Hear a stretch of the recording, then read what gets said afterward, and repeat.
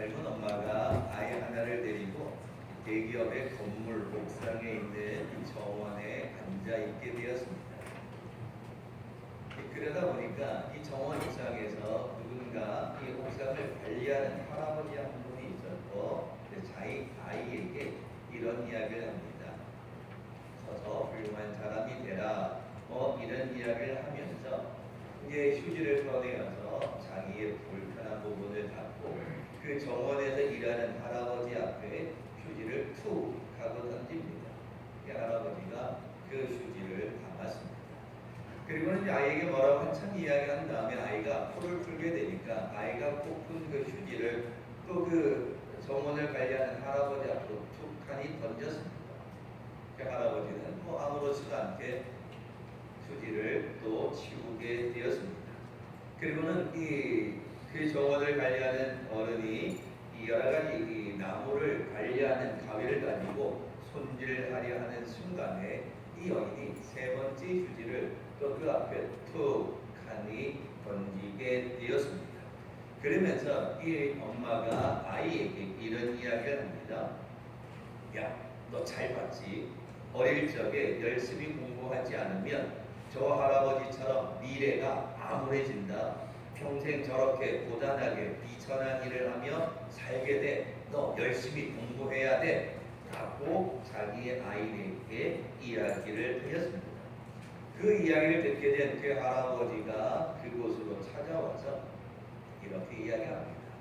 이 옥상의 정원은 회사의 사람들만 출입하는데 당신도 이 회사의 직원입니까? 그랬더니 그 엄마가 말하기를 나는 저 다른 계열사에 있는 직원이라고 이야기하며 자기의 직원 명찰을 보여줍니다.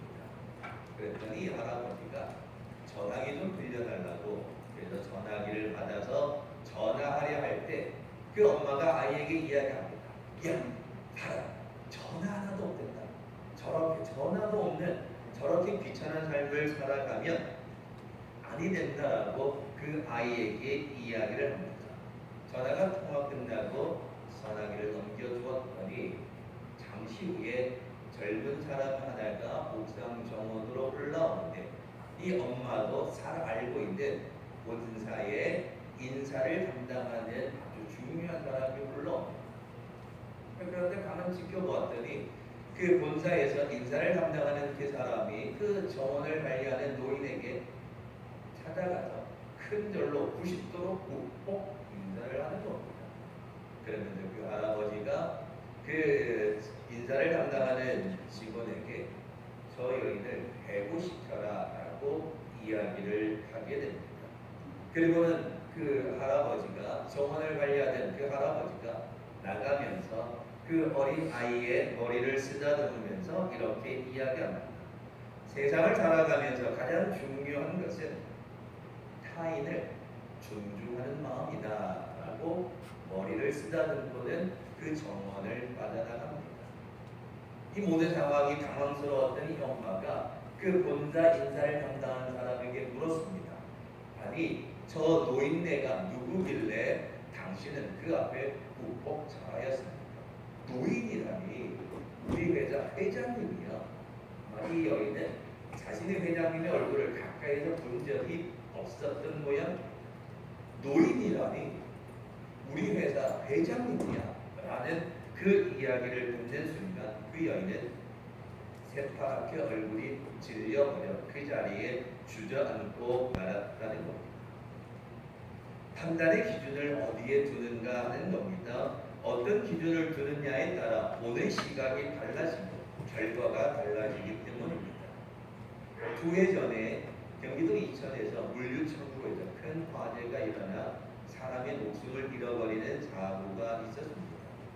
그 사고가 있기 전에 시청에서 그 물류 창고를 방문해서 이건 고치셔야 합니다. 이건 이렇게 관리하면 안 됩니다라고 지시사항을 다 알려주었다고 합니다.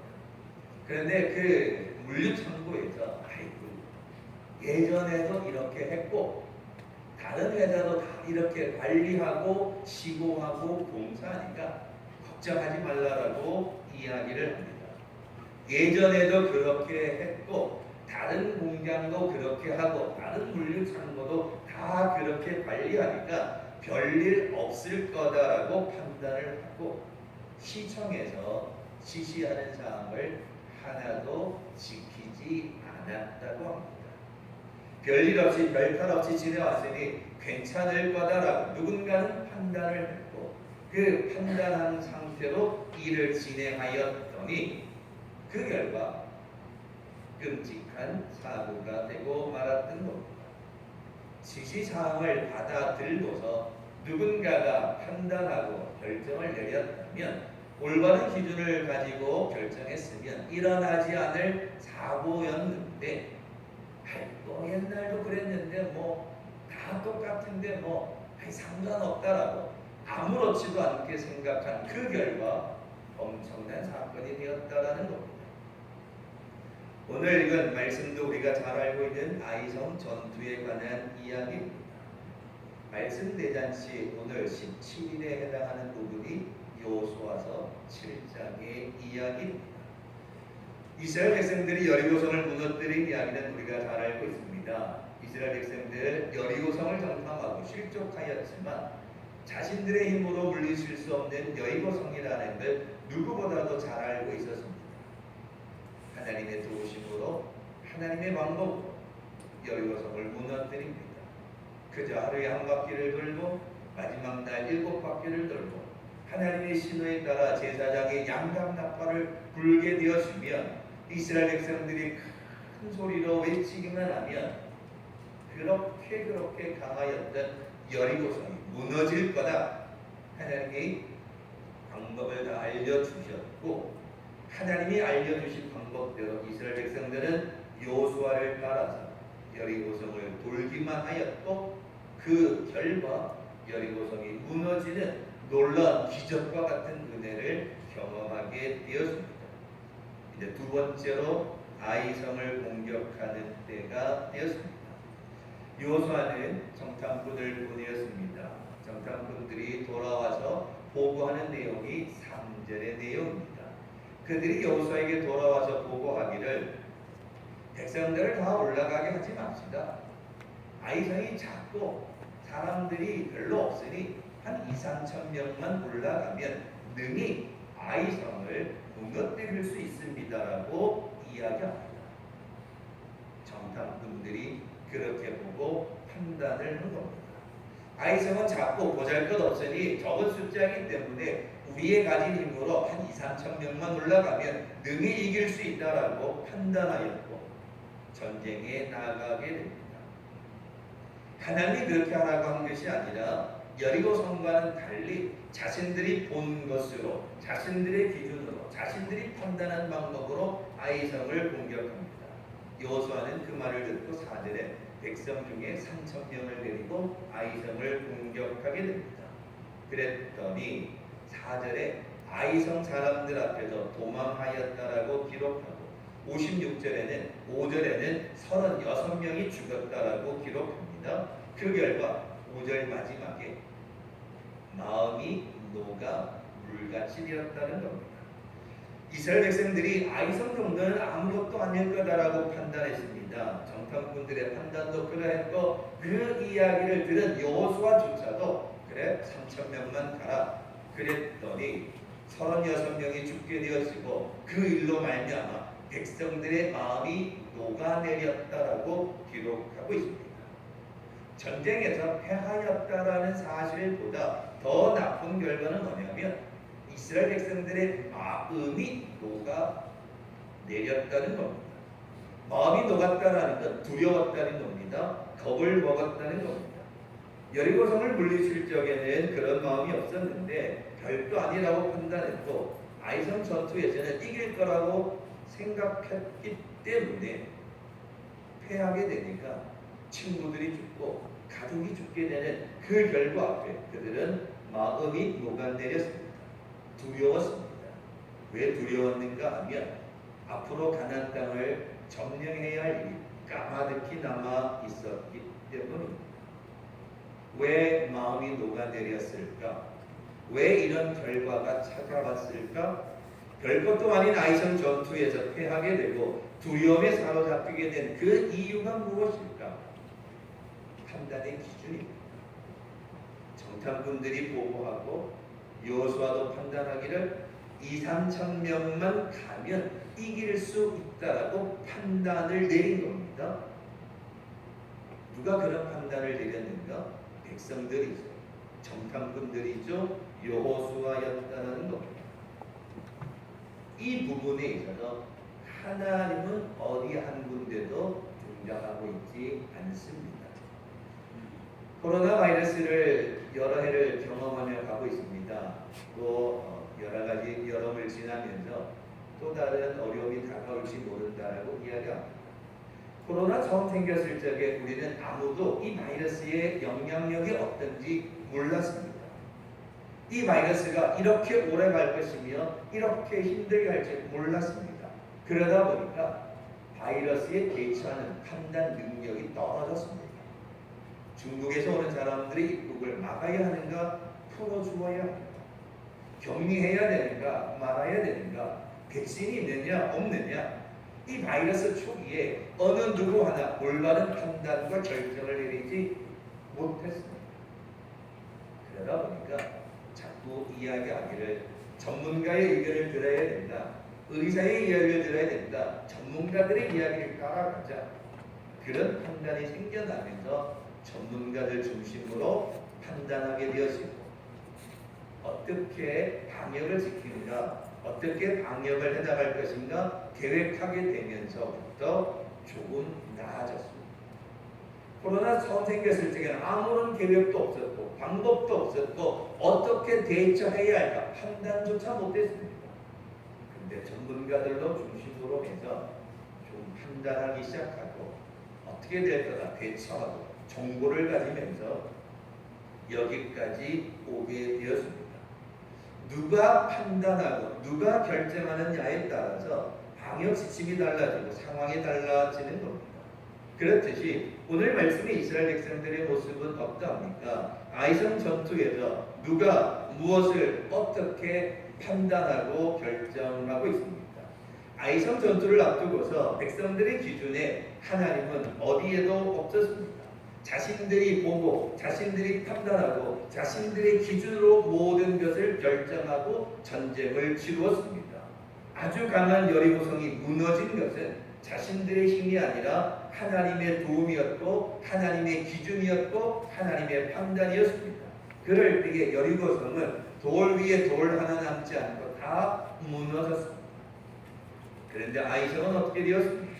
왜 두려운 일이 생겨졌고 왜 그들의 마음이 녹아지게 되었고 왜 그들의 마음이 두려움에 사로잡히게 됩니까?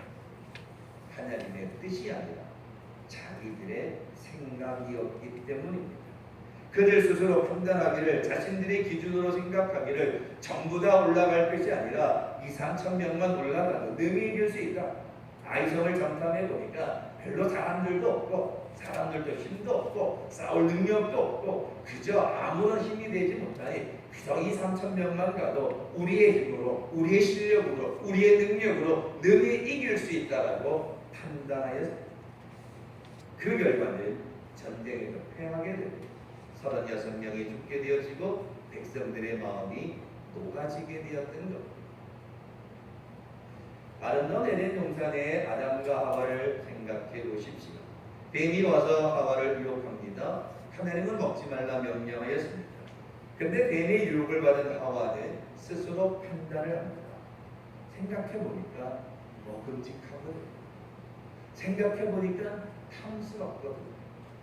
내 눈을 가지고 내 기준을 가지고 내 생각을 보니까 먹음직하기도 하고 보암직하기도 하고 탐스럽기도 하였습니다. 뱀의 유혹을 받고 흔들리기 시작합니다. 하나님의 말씀이 아니라 자기의 기준을 가지고 보면서 흔들렸습니다. 그 결과는 어떻게 됩니까? 죄가 들어오게 되어지고 아름다운 에덴 동산에서 쫓겨나는 신세가 되었습니다. 하나님의 명령에 따랐다면 그 아름다운 에덴 동산에서 하나님의 축복을 누리며 살아갔을 텐데 하나님의 기준이 아니라 자신의 생각이 기준이 될 때 에덴에서 쫓겨나는 신세가 되고 말았다는 겁니다. 하와가 사탄이 뱀이 유혹했다라고 핑계할 수도 있을 겁니다. 그러나 분명한 사실은 하나님의 말씀이 먼저 선포되었습니다. 먹지 말라는 하나님의 말씀이 선포되었다는 겁니다. 먹지 말라는 하나님의 그 말씀이 중심이 되어 생각했다면 뱀이 아무리 유혹한다 할지라도 뱀이 아무리 와서 유혹하고 내가 생각하기에 먹음직하고 보험직하기도 하지만 하나님이 먹지 말라고 했을 때는 이유가 있을 겁니다. 하나님이 먹지 말라고 했을 적에는 정령 죽으리라 했을 적에는 분명 이유가 있을 거다라고 하나님의 생각을 하나님의 말씀을 먼저 생각하고 판단했다면 먹지 말아야지. 하나님이 먹지 말라는 데는 먹으면 안 된다고 말씀하셨을 적에는 분명 이유가 있을 거다. 하나님의 뜻을 먼저 생각했다면 달라졌을 거다. 그런데 유혹을 받고 내가 보기에 내가 생각하기에 먹어도 될 것 같고 먹고 싶기도 하고 탐스럽기도 하고 자신의 판단과 결정을 따라갔더니 결국에는 그와 같은 에덴에서 쫓겨나는 신재가 되고 말았습니다. 하나님이 요나 선지자에게 어느 날 니느웨로 가라고 명령하셨습니다. 니느웨에는 이방인들이 살고 있었습니다.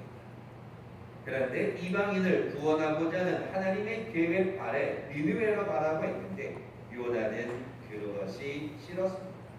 요나는 생각합니다. 이방인을 왜 구원할까?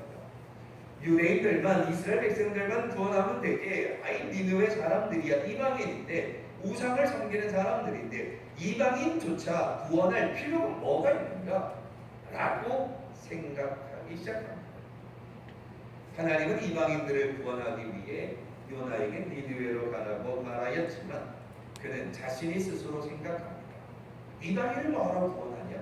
이방인이 우상을 섬기는 사람을 구원할 필요가 없다라고 자기 스스로 생각합니다. 그리고 판단합니다. 그리고 결정하기를 하나님이 가라고 말하는 니느웨와는 정반대의 다시스로 가는 배를 타게 됩니다. 배를 타고 가는 중에 풍랑을 만나게 됩니다. 풍랑 가운데 바닷속에 빠지게 됩니다. 바다에 빠지는 순간 요나는 죽는 줄 알았지만 하나님의 계획하신 가운데 큰 물고기가 예비되었습니다. 큰 물고기 뱃속에서 3일을 지내는 동안에 그는 하나님의 뜻을 깨닫고 회개하는 요나가 됩니다. 그리고 다시 니느웨로 가서 니느웨 사람들에게 구원을 선포하게 됩니다. 자, 이 요나의 이야기를 통해서 우리가 생각해 볼 것이 무엇입니까? 니느웨로 가라는 건 하나님의 뜻이었습니다. 다시스로 가는 건 요나의 생각이었습니다. 우리가 신앙생활하면서 가장 목회자가 볼 적에 안타까운 점은 하나님은 니느웨로 가라고 하는데 우리는 우리의 다시스로 가고 있다는 사실입니다. 하나님의 말씀은 니느웨로 가라는 겁니다. 하나님의 말씀으로 가라는 겁니다. 그런데 우리는 하나님의 말씀을 들을 때 아멘하는 게 아니라 판단합니다. 여러분, 하나님의 말씀은 내 판단의 기준이 되면 안 됩니다. 무슨 말인가 하면 하나님의 말씀 앞에는 아멘이 있을 뿐이지 내 생각에는 그게 아닌데 하나님의 말씀 앞에 흠없고 깨끗한 완전하신 그 하나님의 말씀 앞에는 우리에게 필요한 건 아멘이지 내가 생각하기에 그건 아닌데 내가 판단하기에 그건 아니지. 그래서 우리는 하나님의 명령에 니느웨로 가는 것이 아니라 안타까운 것은 내 생각에 다시스로 갈 때가 많다는 겁니다. 내가 생각하기에 내가 바라보기에 내가 가진 기준으로 인하여 자꾸만 우리는 다시스로 가는 하나님과 정반대의 길을 가고 있을 때가 많다는 겁니다. 하나님과 정반대의 길로 가고 있으니 고난이 있을 수밖에 없고 환난이 있을 수밖에 없고 두려움이 찾아올 수밖에 없고 마음이 노가미를 수밖에 없다는 겁니다. 오늘 아침 예배 드리는 여러분 어떤 일을 계획하고 시작할 때에 한 번이라도 하나님의 뜻은 무엇일까 물어보셔야 합니다. 하나님은 어떤 계획을 가지고 계실까 기도하고 묵상하고 시작한다면 우리의 삶은 달라질 수 있을 겁니다. 그런데 오늘 읽은 아이성 전투에서 이스라엘 백성들의 기준은 그 판단은 하나님이 아니었습니다. 정탐꾼들이 들려준 사람들의 기준, 그걸 들은 여호수아의 생각, 이스라엘 백성들의 판단과 기준은 하나님의 뜻이 아니었습니다. 하나님은 이스라엘 백성들에게 가나안 땅에 들어가게 되었으면 하나님의 말씀에 순종하기를 원하셨지만 이스라엘 백성들은 내가 생각할 때, 내가 판단해 볼 때 다 올라갈 게 뭐가 있느냐, 수고롭게 다 올라갈 필요가 없다라는 겁니다. 그래서 2,000~3,000 명만 올라가도 된다. 뭐 그래? 그거 별거 아닌가 보네. 뭐 대충 해도 이길 수 있나 보네. 3,000명이 올라갔다가 도망가게 되었고 두려움과 공포에 사로잡히는 결과를 가져오게 되었습니다. 우리 사회가 지금 문제가 되고 있는 것이 무엇입니까? 서해 바다에서 일어났던 우리 공무원의 죽음에 관한 사건, 귀수를 요청했던 북한 사람을 다시 북한으로 돌려보낸 사건, 수많은 사건 사고에 대한 복잡한 문제로 얽혀 설켜 있습니다. 그때 당시에 사람들이 어떤 기준을 가지고 어떤 판단을 하였는가에 따라 상황이 달라지고 그 결과가 어떤 기준을 가지고 어떤 판단을 하였는가에 따라 그 결과가 달라지고 있다는 사실을 우리는 눈앞에서 경험하고 있습니다. 성경 프로그램이 있습니다. 그래서 저도 설교 말씀 준비할 적에 관련된 구절이 다 떠올르면 참 좋겠지만 66권의 말씀이 다 떠오르지 않습니다. 그래서 성경 프로그램에 제가 원하는 단어를 검색하고 또 그 뜻이 담겨져 있는 성경 구절을 이 성경 프로그램으로 검색할 때가 있습니다. 신약에서 또 아니면 구약에서 또 아니면은 어느 정도 범위를 두어서 검색합니다. 그런데 어디에 기준을 두고 어떤 범위에 검색하고 하느냐에 따라 그 찾고자 하는 구절들의 결과가 달라집니다. 어디에 기준을 두고 어디까지 어떻게 하느냐에 따라 제가 원하는 자료를 찾는 결과가 달라진다는 겁니다. 이스라엘 백성들은 아이성 전투에서 앞에서 교만합니다. 여리고성을 무너뜨렸다는 그 생각 때문에 교만한 나머지 아이성의 이 전투는 자신들의 힘으로 할 수 있다라고 생각했습니다. 자신들의 판단으로 하기 시작했습니다. 그 결과 마음이 녹았고 두려워지게 되었습니다. 그렇지 않고 그들이 아이성 전투 앞에서 하나님 앞에 기도하였다면 하나님께 기준을 두고 하나님 보니까 숫자도 적고 여리고성에 비하면 별거 아닌 것 같은데 이번에 하나님의 방법은 무엇입니까? 지난번 여리고는 그저 돌라고만 하셨는데 그저 이 작은 아이성을 어떻게 하면 되겠습니까? 하나님의 방법은 무엇입니까? 하나님의 뜻은 무엇입니까? 그들이 묻기만 하였다면 그 결과는 분명히 달라졌을 거예요. 그런데 아무도 하나님의 뜻을 묻지 않았습니다. 그래서 자신의 판단과 자신의 생각으로 전쟁을 하고 그 결과 패하게 되었던 겁니다. 오늘 아침 예배 드리는 여러분, 오늘 우리는 왜 여기에 모였습니까? 하나님을 믿기 때문에. 오늘 우리가 왜 예배하고 찬송하죠? 예수님이 나의 구원자이심을 믿기 때문입니다. 왜 우리가 함께 모여 예배하죠? 힘들 때, 어려울 때 성령께서 우리를 도우신다는 사실을 믿기 때문입니다. 그렇기에 우리는 당연히 언제나 그리고 변함없이 하나님의 말씀으로 기준을 삼고 하나님의 뜻을 구하는 믿음을 가져야 합니다. 그런데 우리는 너무나도 안타깝게 하나님이 명령하는 니느웨로 가는 게 아니라 내가 소망하는 내가 가진 다시스로 갑니다. 하나님과 정반대의 길을 가면서 하나님의 축복을 바라고 있습니다. 누가 보더라도 골리앗을 물리칠 수 없었습니다. 어느 누가 오더라도 그 상황은 크고 장대한 골리앗을 물리칠 수 없는 상황이었습니다. 그런데 그 어린 다윗이 어떻게 이겼습니까? 골리앗의 외적인 조건을 본 것 아니었습니다. 무기를 본 것이 아니었습니다. 그 분위기에 사로잡힌 것 아니었습니다. 다윗의 판단의 기준은 만군의 여호와 하나님이었습니다.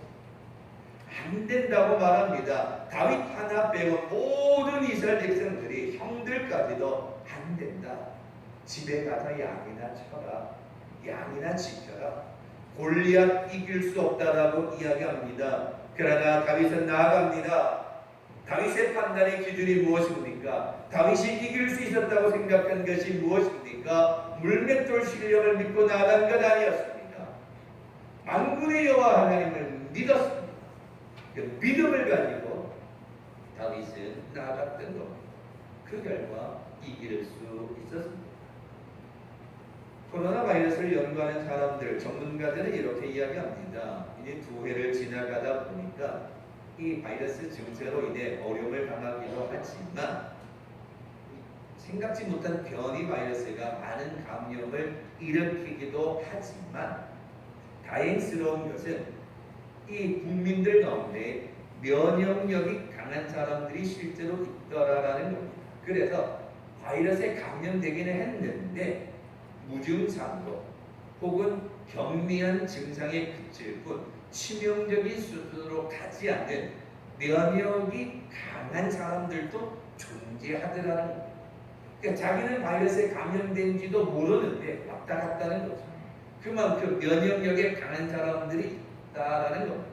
그러면서 만성적인 지병을 가지고 있거나 면역력이 현저히 떨어져 있는 환자들이 바이러스에 위험하다라고 전문가들이 이야기합니다. 그렇습니다. 오늘 우리가 이 세상에서 이길 수 있는 방법은 면역력을 가지는 겁니다.